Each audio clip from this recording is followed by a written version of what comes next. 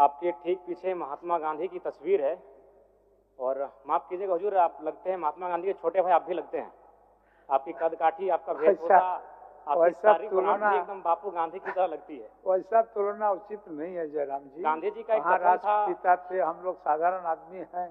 चलिए, गांधी साहब कम नहीं है और आपसे पाददेश पर बैठने का मौका मिला, ये हम लोग के लिए काफी है। चलिए, गांधी जी का एक कथन था, भारत की आत्मा बसती है गांवों में, गांवों की आत्मा बसती है किसानों में और किसानों की आत्मा बसती है खेत खलिहानों में। महोदय, कृषि पशुपालन सहकारिता के मद में 4,587 करोड़ का जो बजट निसंदेह सराहनीय है। सरकार के दावे मजबूत हैं और बजट भी लाजवाब है, लेकिन सच्चाई भी यही है अध्यक्ष महोदय कि झारखंड राज्य में 4,402 पंचायत हैं। एक भी पंचायत पूर्ण रूपेण कृषि पर निर्भर नहीं है। मैं आपके माध्यम से विभागीय मंत्री महोदया से आग्रह करूंगा कि एक पंचायत का उदाहरण प्रस्तुत कीजिएगा वित्तीय बजट वर्ष में। एक पंचायत, 4,402 पंचायत में आप एक पंचायत को चुनौती के रूप में स्वीकार कीजिए और उसे पूर्ण रूपेण कृषि पर निर्भर बनाइए। मैं यह मंत्री महोदया से आग्रह करता हूं। अध्यक्ष महोदय, निसंदेह आज इस राज्य की समस्या बेरोजगारी है, आज इस राज्य की समस्या पलायन प्रवास है और इन सारी समस्याओं का निदान है कृषि।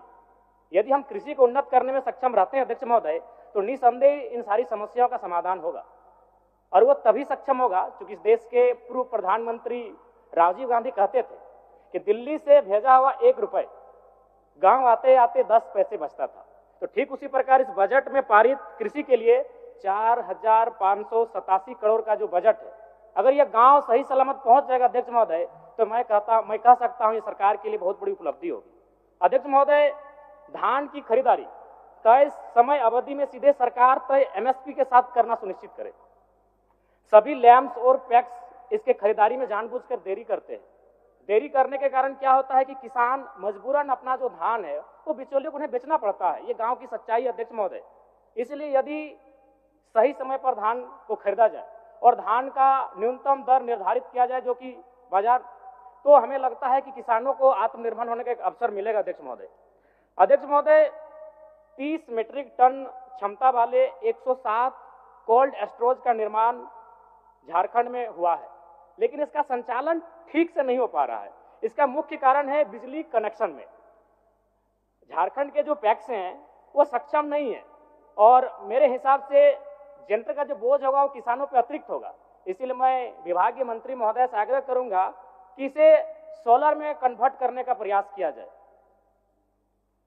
दूसरी बात अध्यक्ष महोदय, झारखंड में बड़े स्तर पर आईसीडीपी के माध्यम से गोदाम निर्माण किया जा रहा है जिसका क्वालिटी बिल्कुल निम्न स्तर का है और पैक्स अध्यक्ष को गोदाम एस्टीमेट दिए बिना कॉन्ट्रैक्टर मनमाने ढंग से कार्य कर रहा है।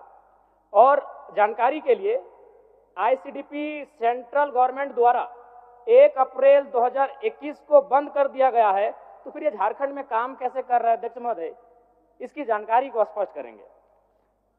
अध्यक्ष महोदय,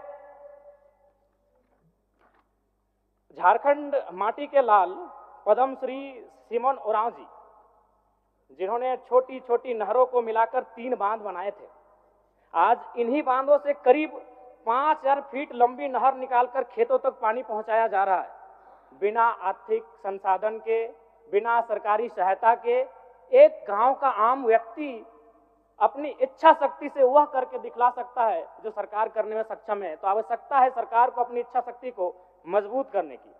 अध्यक्ष महोदय, एक और जहां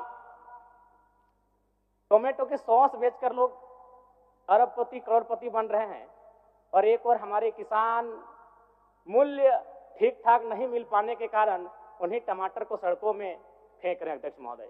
इसलिए अगर वास्तव में इस राष्ट्र को, इस राज्य को अगर उन्नत बनाना है तो कृषि को आपको उन्नत बनाना ही होगा। बिना कृषि का आप इस राज्य को, इस राष्ट्र को उन्नत नहीं बना सकते अध्यक्ष महोदय। अध्यक्ष महोदय, जब किसान चाहे आलू रहे या टमाटर रहे उचित मूल्य नहीं मिल पाता है तो कहीं ना कहीं उसका भारी मात्रा में नुकसान हो जाता है। आज 118 गोदामों के निर्माण के लिए 259 करोड़ 52 लाख रुपए को उपबंध किया गया है अध्यक्ष महोदय, लेकिन कोल्ड स्टोरेज का निर्माण को छोड़ दिया गया है।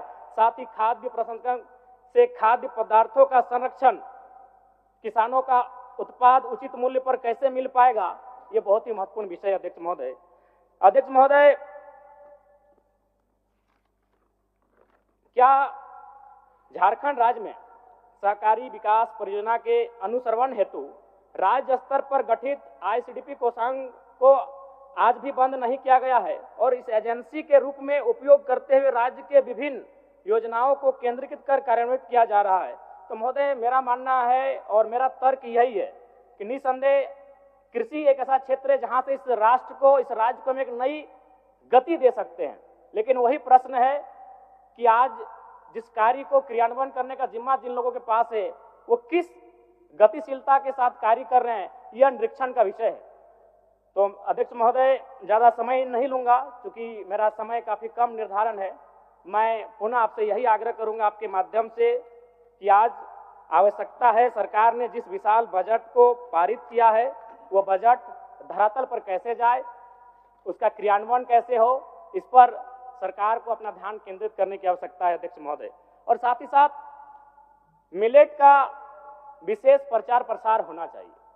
मिलेट यानी ऐसे अनाज जिसमें हम धान और गेहूं के अलावे, और मिलेट से हमें लगता है कि बहुत सारे फायदे भी हैं और आशा करते हैं इस दिशा में, चूंकि पढ़ी लिखी मंत्री महोदया काफी काबिल हैं, इस दिशा में वो बेहतरीन प्रयास करेंगी। चलिए अध्यक्ष महोदय, बस एक छोटी सी पंक्ति अगर आपकी अनुमति हो तो, कि खेत खलिहान मिट्टी जल चुकी है, खेत खलिहान मिट्टी जल चुकी है, आसमान अभी बाकी है, समय समय पर किसानों के लिए योजना लाते रहिएगा, किसी का घर गिरवी है, किसी का लगान अभी बाकी है। धन्यवाद अध्यक्ष महोदय। और पुनः कहेंगे, वास्तव में आप गांधी जी की तरह लगते हैं, एक बार स्वयं का आकलन